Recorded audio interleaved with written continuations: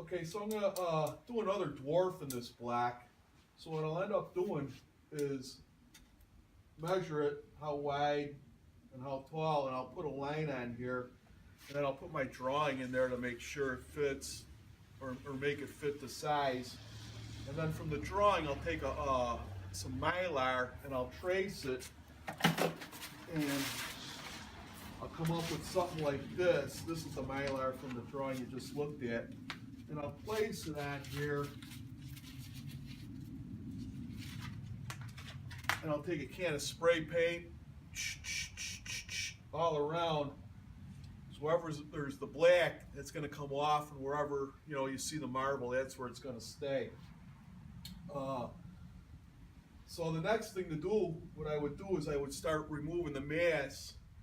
And I got like a 9-inch grinder. Some guys use bigger ones, but 9 inches is fine for me. And I'll start cutting lines across, going up to the drawing line. And I'll take a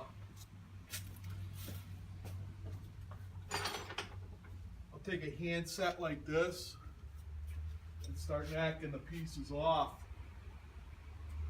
So I go down bigger chunks, and then once I start getting a little tighter, I'll crisscross it, my saw marks, and I'll use a point. This is a point, and I'll start popping those out.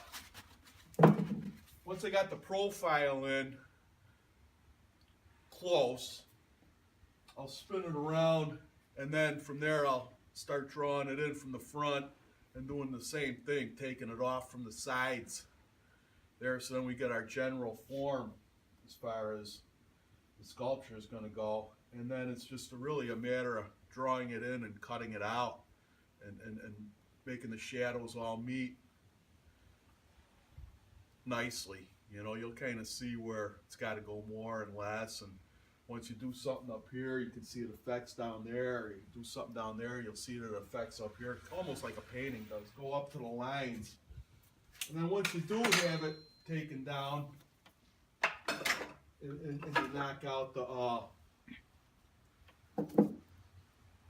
pieces, then from there, once I got the general shape, I'll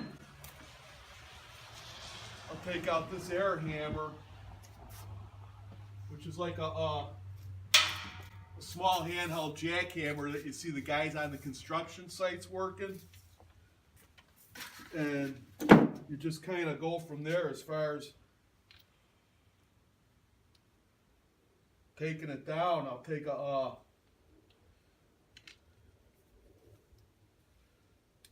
9-point chisel, or depending on how lumpy it comes out. I got a 4-point right here. Can you see that? And then some 9 points. These are a little dull, it's a little sharper. And then once I got it down to there, I'll pull out this cup, and it just kind of cleans everything up a little bit to kind of give you an idea how close you are.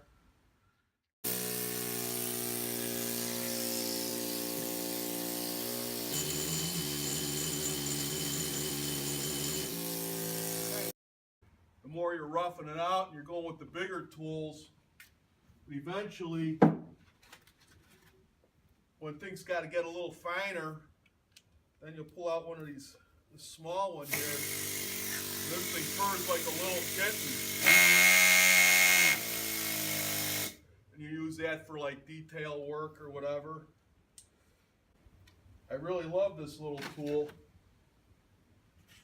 And I like to show this to a lot of people. I don't know if you can see the date on there. It was patented August 16th, 1898. So this little guy's been working for a long, long time.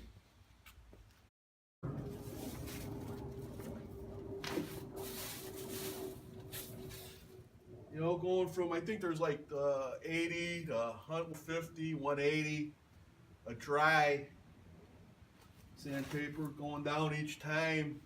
And then you got to make sure, I guess, you get rid of all the grit, otherwise you'll kind of self-defeat your purpose right there. Then you go into wet sanding, and then I think it goes from 220 to 400, 600, 1600, or 1200. And then once you got all the wet sanding done, then I'll take some burlap,